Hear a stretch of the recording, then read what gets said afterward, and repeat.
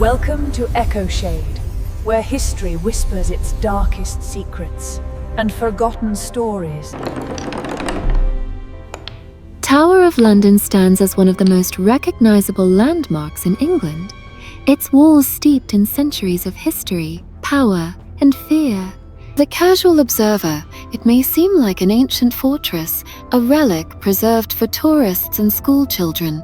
But behind its stone walls, the tower has witnessed the rise and fall of kings, the whisper of conspiracies, and the disappearance of princes. None more haunting than the story of Edward V and Richard of Shrewsbury, the two young sons of King Edward IV, whose lives would end or perhaps vanish in a shadow that still lingers over the tower to this day. Edward V was born in 1470, the elder son of Edward IV and Elizabeth Woodville. From the moment of his birth, he was heir to a kingdom embroiled in turmoil. The Wars of the Roses, a brutal conflict between the houses of Lancaster and York, had left England fractured, and the crown was a prize fought over with swords, alliances, and betrayal. Edward seized the throne from the Lancastrians, but his grip on power was never entirely secure. As a young prince, Edward V's life was dictated not by his own desires but by the ambitions of those around him. The courtiers, the nobility, and most perilously, his uncle, Richard, Duke of Gloucester. Richard was a man of complex character. Loyal to his brother Edward IV, yet ambitious beyond measure, he saw both opportunity and threat in the presence of his nephews.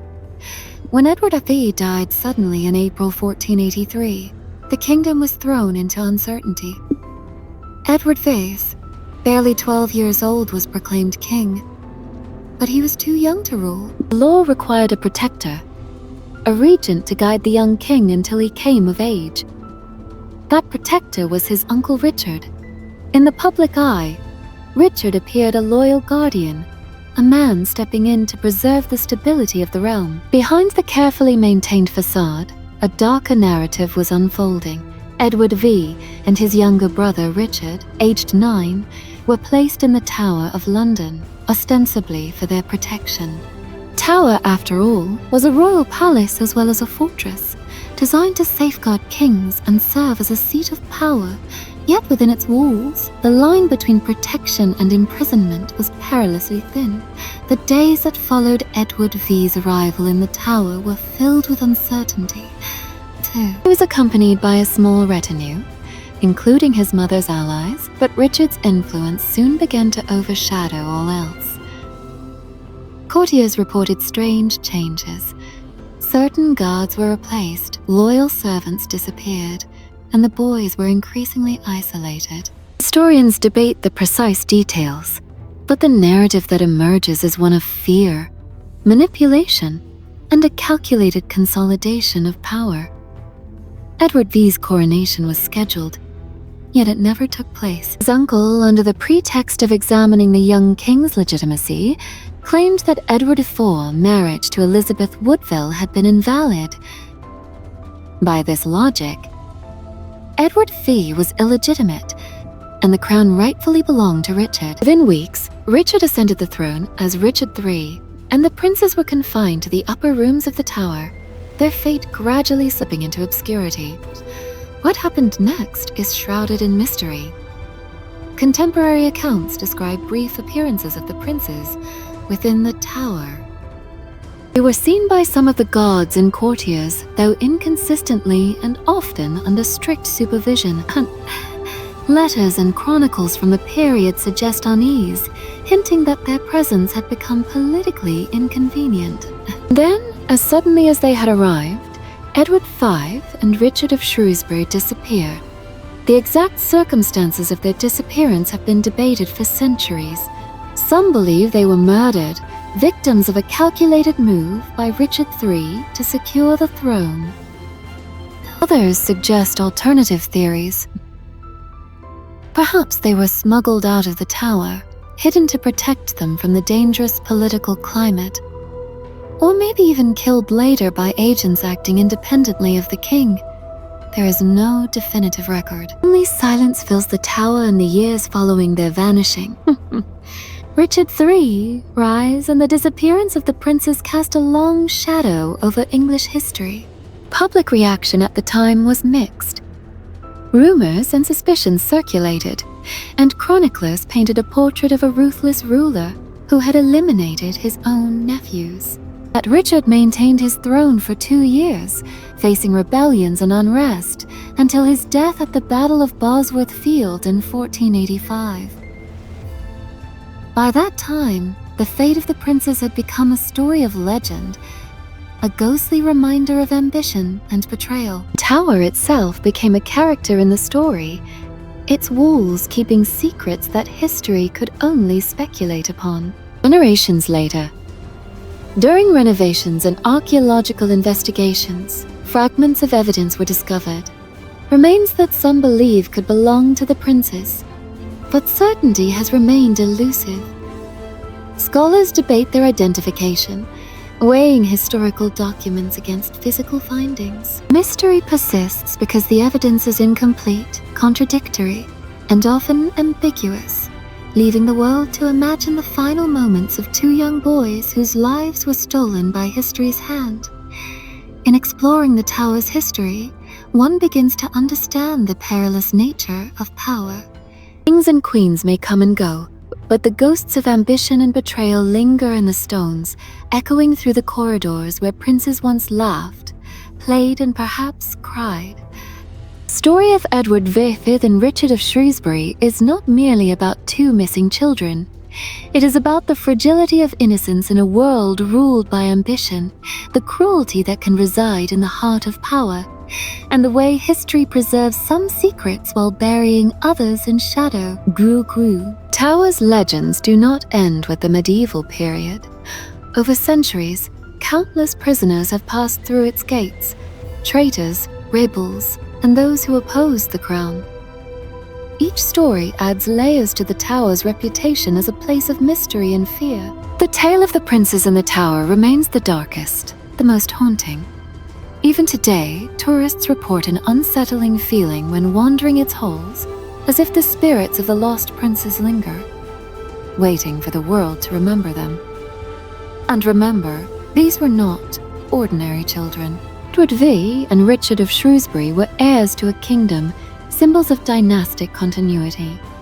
Their disappearance was not just a personal tragedy, it was a political earthquake, altering the trajectory of England's monarchy. Richard III's eventual death at Bosworth Field led to the rise of the Tudor dynasty, ushering in a new era.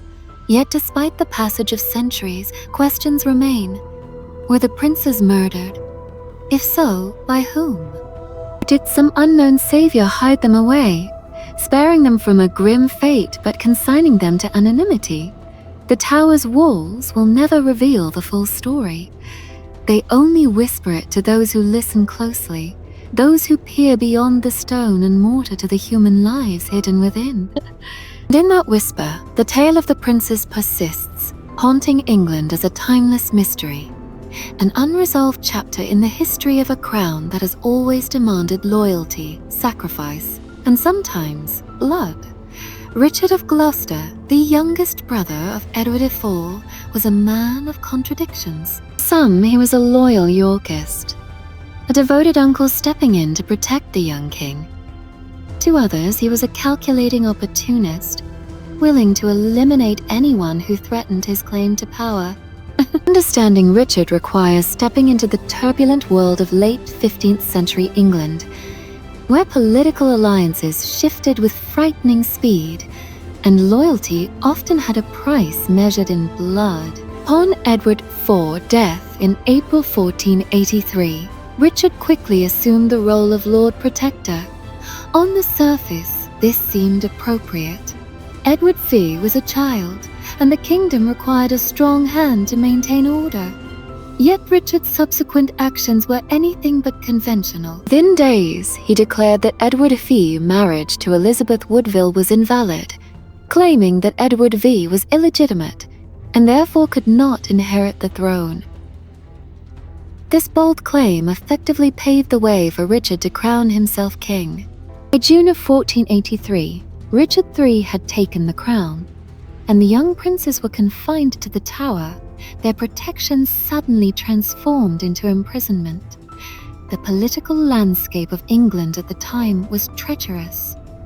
Powerful nobles, many of whom had fought and died during the Wars of the Roses, were deeply invested in the stability of the crown. They were wary of Richard's motives, yet few dared openly challenge him. In the streets of London, rumors circulated that the princes had been murdered, but concrete evidence was scarce. The Tower, though a fortress of stone, had become a prison for secrets, a place where the truth could be carefully controlled, altered, or erased entirely. Historians have long debated Richard's intentions. Was he truly motivated by fear of rebellion, believing that the princes were threats to the realm, or was it pure ambition, the ruthless calculation of a man determined to secure his position at any cost? Chroniclers of the time provide conflicting accounts. Some suggest that Richard was deeply concerned for the safety of his nephews, but the consistency of their disappearance undermines such claims. Other accounts, particularly from supporters of the Lancastrian cause, portray Richard as a cold, calculating figure. His desire for the throne overshadowed any sense of familial duty. The logistics of the prince's disappearance suggest careful planning. The Tower was not an ordinary prison. It was heavily guarded, with strict protocols. Anyone entering or leaving could be accounted for, and yet the princes vanished without trace. Contemporary letters hint at the involvement of key figures in Richard's court, men who had both motive and opportunity to carry out what has been termed the perfect crime. Yet the records never specify names, leaving posterity to piece together events from whispers, rumors, and fragments of official correspondence. One chronicle describes the prince's final known moments.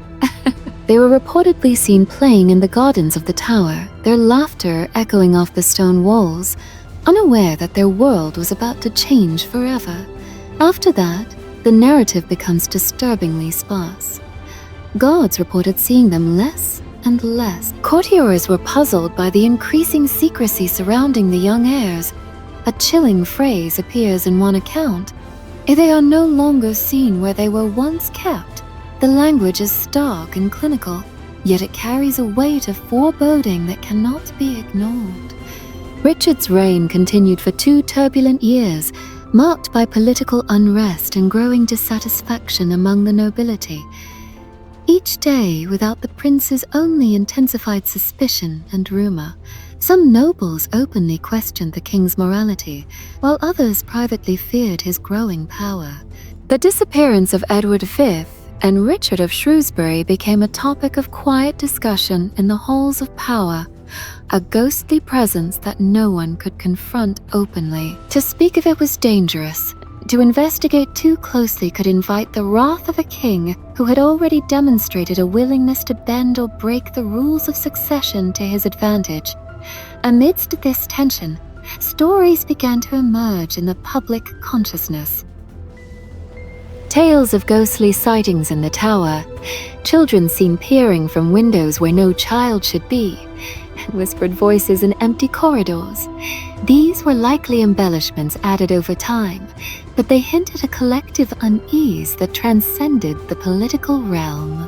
England itself seemed to mourn the loss of the princes, even if no one dared publicly acknowledge it. The Tower, ever silent, became a symbol of what had been stolen: innocence, potential, and the continuity of a royal lineage. The broader context of Richard's actions cannot be ignored. The Wars of the Roses had left England scarred, and the stability of the monarchy was fragile. In such an environment, any perceived threat, even the presence of 2 young boys, could be exploited by ambitious men. Yet, the deliberate nature of the prince's confinement, the careful orchestration of their disappearance, and the subsequent consolidation of Richard's power suggest more than mere political prudence. It suggests a willingness to sacrifice family for personal gain, a theme that has haunted historians and storytellers for centuries. Even centuries later, the events of 1483 resonate.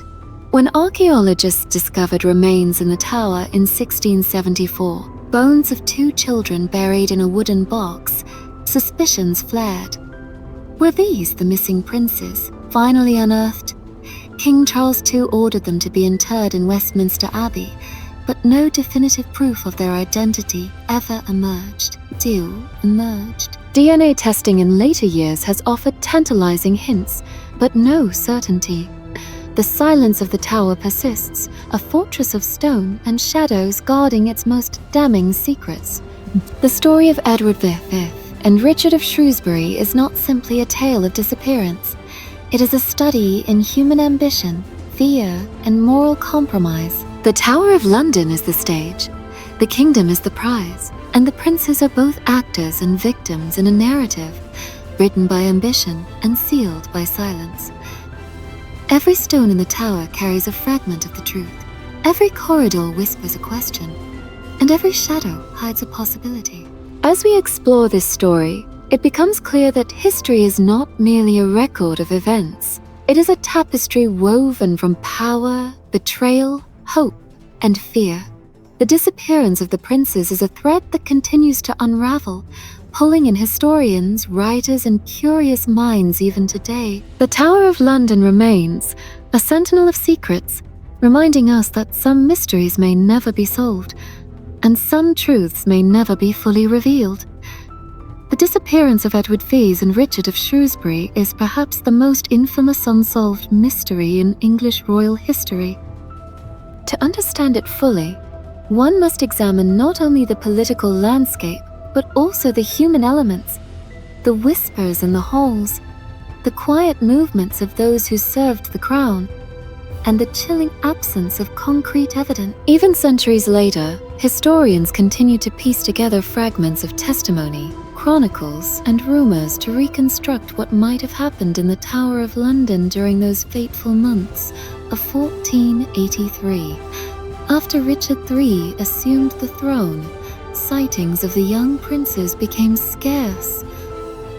The tower, which had once been a symbol of royal security, transformed into a prison for England's youngest heirs. Reports from various courtiers suggest that the princes were kept in private apartments under the supervision of guards loyal to the king. These guardians were carefully chosen, ensuring that the boys were never left alone, yet mysteriously, none of the accounts report any sustained interaction with outsiders. Their world became one of isolation, a gilded cage under the ever-watchful eyes of men whose loyalties could be bought or coerced. The chronicles of the time, particularly those written by Thomas More and Polydore Virgil, contain tantalizing hints, but no certainties. More, writing several decades later, claimed that the princes had been murdered on Richard's orders, their bodies hidden within the tower walls. Virgil, writing during the Tudor period, echoes this account, describing the horror and outrage that swept through England once the truth, or what was believed to be the truth, became known. Yet neither account provides direct evidence. They are interpretations colored by the politics of their time, shaped by Tudor animosity toward Richard III. Other contemporary sources add layers to the mystery. Some letters describe the boys' continued presence in the tower well after Richard's coronation. They were reportedly cheerful at times, engaging in games and lessons, yet always under tight supervision. This suggests that the king may have delayed any drastic action, perhaps to gauge the political situation. The precision with which the princes vanished, however, indicates premeditation. Whoever was responsible acted with careful planning, ensuring no witnesses could testify to what truly happened. The question of motive is central to the mystery. Why would Richard III, uncle to the princes, risk the moral and political consequences of eliminating them? Historians suggest several possibilities. One theory is the simple acquisition of power. By removing the legitimate heirs, Richard ensured that no rival could challenge his reign. Another theory posits that the young princes were potential pawns in broader political games. Powerful nobles and foreign interests had long viewed them as leverage. Removing them might have been necessary to stabilize Richard's hold on the throne. There is also the possibility of fear, a paranoid calculation that any delay could embolden supporters of the boys or incite rebellion. Multiple suspects have been proposed over the centuries. Richard III is, naturally, the primary figure. Yet some historians suggest the involvement of Richard Ratcliffe, one of the king's closest confidants, or Sir James Tyrrell, who later confessed, under dubious circumstances, to the murder of the princes. Others speculate that the boys may have been killed by agents acting independently of the king, driven by personal ambition, greed, or political favor. Each scenario paints a different picture, but the consistent factor is secrecy. The true orchestrators of the prince's fate ensured that no clear trail remained. The absence of physical evidence has only fueled speculation. In 1674, workmen uncovered the remains of 2 children beneath a staircase in the tower. The bones were carefully interred in Westminster Abbey, yet their identity remains unconfirmed. Archaeological efforts centuries later, including attempts at DNA testing, offered tantalizing clues but no definitive answers. The scientific uncertainty mirrors the historical ambiguity. Every attempt to uncover the truth only deepens the sense of mystery. Popular imagination has long filled the gaps left by history. Tales of ghosts wandering the tower, of 2 small figures glimpsed at night peering from the windows, emerged during the Tudor era and persisted into modern times. These stories, while anecdotal, reflect a collective memory of loss and injustice. They serve as a reminder that history is not solely recorded in documents or bones, but also in the stories that survive in the public consciousness. The prince's absence became a symbol, a haunting echo of innocence destroyed by ambition, and of secrets so potent that they can shape the perception of entire dynasties. The disappearance of Edward Vift and Richard of Shrewsbury did not merely alter the course of Richard III's reign. It had profound consequences for England itself. The absence of these heirs left the throne vulnerable, creating conditions that allowed the Tudors to rise. Henry Tudor's eventual victory at the Battle of Bosworth Field was the culmination of decades of instability, yet even he could not resolve the haunting question: what truly happened to the princes? The lack of definitive proof ensures that the mystery endures, leaving historians and the public alike to speculate about what truly happened within the tower's walls. But the tower's architecture itself reflects its layered history of secrecy and imprisonment. Hidden staircases, narrow corridors, and secluded chambers provided the perfect conditions for concealment. It was a place designed for both grandeur and control, where visibility could be manipulated and movements could be monitored. This physical environment likely played a crucial role in the prince's disappearance. The very design of the fortress allowed those in power to dictate who was seen, and when, and perhaps even allowed a crime to occur with minimal witness. The political aftermath of the prince's disappearance was profound. Richard III's brief reign was marked by instability, largely due to lingering suspicions about his involvement in their fate.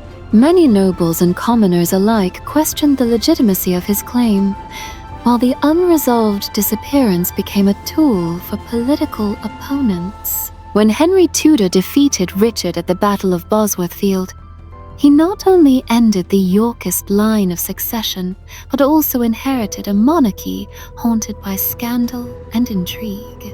The story of the princes became an enduring cautionary tale, illustrating how ambition and power can corrupt even the closest family ties. Literature and art have long preserved the memory of the princes. Writers from Shakespeare to modern historians have dramatized their story, each interpretation adding nuance and depth. In plays, novels, and films, the boys are portrayed as symbols of innocence destroyed by the machinations of adults. This continued representation in culture has ensured that, though they vanished centuries ago, Edward V and Richard of Shrewsbury remain present in the collective consciousness. Their lives, brief and tragic, continue to resonate with those who reflect on the fragility of youth in a world dominated by power and politics. Even today, the Tower of London attracts millions of visitors, drawn not only by its history, but by the lingering aura of mystery. Guided tours recount tales of imprisonment, betrayal, and unexplained phenomena, with the story of the princes at the center. For many, the tower is more than a tourist attraction. It is a tangible connection to a past that is at once horrifying and compelling. Walking its corridors, one can almost sense the shadows of history pressing against the walls, urging remembrance of the lives that shaped and were shaped by its stone confines. The mystery of the princes also serves as a lens through which to examine broader themes of history. It highlights the precariousness of succession, the vulnerability of children in positions of political significance, and the lengths to which people will go to secure power. It demonstrates how uncertainty, secrecy, and rumor can perpetuate fear and fascination for centuries. Every historian, archaeologist, and storyteller who has studied the tower has encountered the same challenge. The facts are limited, but the human stories they represent are vast, and the imagination must navigate the shadows between what is known and what is possible. In considering the legacy of Edward V and Richard of Shrewsbury, one cannot help but feel the weight of history pressing down upon the tower. These two boys, whose lives were stolen or hidden by ambition, remain eternal figures of speculation and sorrow. They remind us that history is not merely a sequence of dates and events. It is a web of human experience, frailty, and consequence. Their story continues to haunt scholars, inspire writers, and captivate the imagination of anyone who walks the corridors of the tower looking for answers that may never come. Centuries after the disappearance of Edward V and Richard of Shrewsbury, curiosity and scholarship continued to pursue their story. Unlike the Tudor chroniclers who relied on hearsay and political narrative, modern historians have the tools of archaeology, forensic science, and meticulous historical research. Yet, even with these resources, the fate of the princes remains elusive, a testament to the enduring power of mystery and the cleverness of those who once sought to conceal the truth. The first significant discovery that reignited public fascination came in 1674. During renovations in the Tower of London, workmen uncovered a wooden box containing the skeletal remains of two children beneath a staircase.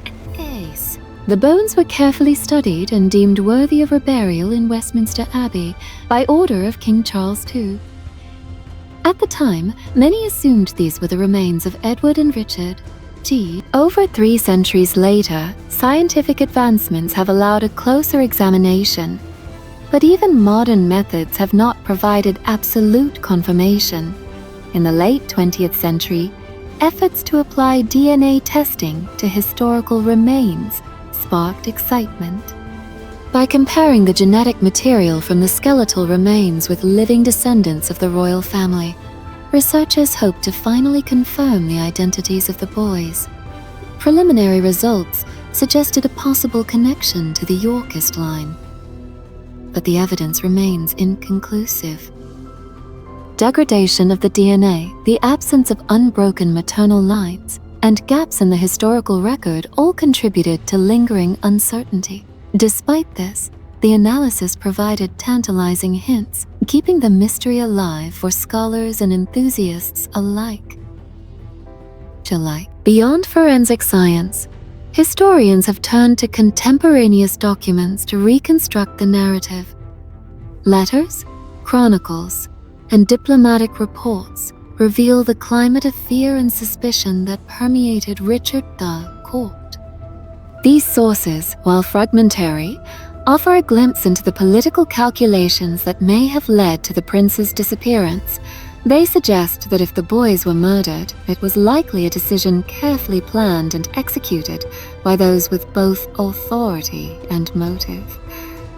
Conversely, some documents hint at the possibility that the princes were secretly relocated, hidden to protect them from political instability.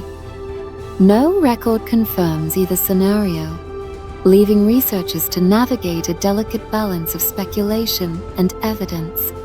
Theories abound. One popular theory, often reinforced by Tudor propaganda, posits that Richard III ordered the prince's murder to secure his position.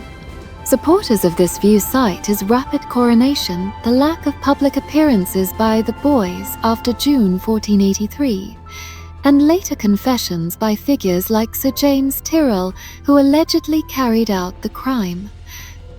Critics argue these confessions may have been coerced, raising questions about their reliability. Others suggest alternate perpetrators, including factions within the Woodville family or loyal Yorkist supporters acting independently. Each theory underscores the complexity of medieval politics, where loyalty, fear, and ambition often collided. The cultural impact of the prince's disappearance is equally significant.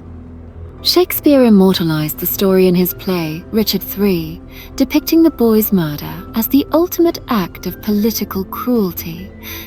In literature, the princes symbolize innocence destroyed by power. In historical discourse, they represent the vulnerability of heirs in a turbulent political landscape. Modern media, books, documentaries, and films continue to explore their story, blending history with imaginative reconstruction. The result is a legend that has transcended the specific events of 1483 to become an enduring symbol of lost potential and unresolved injustice. The Tower of London itself continues to serve as a living monument to this history. Guides recount the tales of the princes, the whispers of ghosts, and the sense of lingering presence. While skeptics dismiss ghost stories as folklore, the persistence of these accounts over centuries speaks to the profound psychological impact of the prince's disappearance. The tower is not merely stone and mortar. It is a vessel of memory, trauma, and speculation. Historical debates continue to flourish. Scholars scrutinize every surviving document, weighing biases and comparing sources for consistency. Some argue that Richard III, though undoubtedly ambitious, may not have ordered the murder, emphasizing the political risks and consequences that would have ensued. Others focus on practical considerations, such as who would have had the ability and opportunity to commit such an act without detection. Each debate reinforces the complexity of the story and the impossibility of reaching a definitive conclusion. Yet perhaps the most haunting aspect of the prince's tale is its universality. Across centuries, the story resonates not only because of its historical intrigue, but also because of its human dimensions. Children caught in the machinery of power, the manipulation of truth, and the fragility of innocence had its agility. Edward V and Richard of Shrewsbury did not merely vanish. Their absence has left an enduring mark on the cultural and historical imagination. They are remembered not for deeds accomplished, but for the haunting question of what might have been. As modern researchers continue to explore archives, study bones, and analyze historical context, the mystery of the tower remains unsolved. Forensic science may one day provide answers, but even then, the story will never lose its power to captivate and disturb. The prince's disappearance is a reminder that history is not simply a collection of facts. It is a living narrative, shaped by evidence, interpretation, and imagination. The tower stands as both witness and participant, a silent keeper of secrets that have shaped the destiny of a kingdom. The legacy of Edward VI and Richard of Shrewsbury is thus twofold. They are historical figures whose lives were tragically cut short or concealed, and they are symbols of the unknown. The questions that refuse to die, the shadows that linger in places of power, and the stories that continue to haunt the imagination. In the end, the Tower of London is more than a fortress. It is a testament to the enduring mystery of history itself. Even centuries after the disappearance of Edward III, Richard of Shrewsbury, the Tower of London retains a palpable sense of unease. Its stone walls are more than physical barriers. They are vessels of memory, carrying the weight of centuries of fear, betrayal, and human suffering. Visitors walking the corridors, guided by lanterns or the light of day, often report a strange sensation, as if the past is pressing against the present. Shadows seem deeper, footsteps echo longer, and in certain rooms, the air feels colder than anywhere else in the fortress. The story of the princes has contributed significantly to this aura. Their presence, though brief, left an indelible mark on the tower's consciousness. Chroniclers and historians describe the haunting effect the prince's disappearance had on contemporaries, and over time, those accounts became intertwined with ghostly folklore. Tales of two small figures glimpsed at twilight in hidden chambers, or the sound of laughter echoing in empty halls, have persisted for generations. Skeptics may dismiss these tales as superstition, yet they reflect a psychological truth. Unresolved tragedy resonates across centuries, haunting not only those who lived through it, but also the imagination of generations to come. The tower's other ghost stories, though varied, often intersect with that of the princes. Executions, imprisonments, and political betrayals throughout English history have created layers of fear and rumor. Figures like Anne Boleyn, Lady Jane Grey, and the many prisoners accused of treason contribute to a collective memory of the tower as a site of injustice and loss. But it is the tale of the young princes that evokes a particularly profound sense of empathy. Too, unlike executed queens or imprisoned nobles, Edward and Richard were children, powerless and innocent, caught in the machinery of ambition. Their absence is a silent scream that continues to echo within the tower's walls. Psychologically, the tower serves as a reminder of the human capacity for both cruelty and secrecy. The disappearance of the princes illustrates how political ambition can override familial bonds and moral duty. It is a cautionary tale, not only about medieval kingship, but about the enduring consequences of unchecked power. For visitors and historians alike, the tower is a space to confront these uncomfortable truths, to reflect on the fragility of innocence, and to consider how society memorializes those who vanish under mysterious circumstances. Modern tourism has transformed the tower into a site of education and reflection. Guided tours recount the history of imprisonment, execution, and mystery, with the prince's story taking center stage. Exhibits, paintings, and reenactments bring the narrative to life, allowing visitors to engage with a past that is simultaneously factual and legendary. Even contemporary media, films, documentaries, novels, and online discussions continue to explore the prince's tale, blending historical research with imaginative speculation. The result is a layered understanding of the tower as both a historical site and a cultural symbol. Hundo, a cultural symbol. The mystery also informs broader discussions about memory and historical narrative. Why do certain events captivate the collective imagination more than others? Why do two missing children from the 15th century continue to inspire fascination? Centuries later, Frieder Heinig, the answer lies not only in the dramatic circumstances of their disappearance, but in the human tendency to seek resolution, to impose order on uncertainty. Edward VI and Richard of Shrewsbury represent the ultimate unresolved narrative, a story that refuses closure, compelling generations to ask, to imagine, and to speculate. In contemporary times, researchers continue to explore the tower with renewed methods. Archaeology, forensic science, and even digital reconstruction have offered new ways to understand its spaces and history. investigators map the tower's architecture to consider possible hiding places or means by which the princes might have been removed, unseen. Each corridor, staircase, and chamber is scrutinized, revealing the ingenuity of medieval construction and the strategic advantage it could provide to those with knowledge of its secrets. Yet no discovery has definitively solved the mystery. The tower remains a labyrinth of speculation, its walls guarding a story that refuses to be fully told. The story of the princes also raises questions about historical narrative itself. Many early accounts were written with political motives, either to condemn Richard III or to defend him. Over time, legends grew, embellishing facts and inserting supernatural elements. Modern historians must navigate these layers, separating evidence from rumor, inference from imagination. In doing so, they confront a fundamental truth. History is never purely objective. It is shaped by those who record it, those who interpret it, and those who continue to ask the questions that history leaves unanswered. Ultimately, the haunting of the tower is both literal and metaphorical.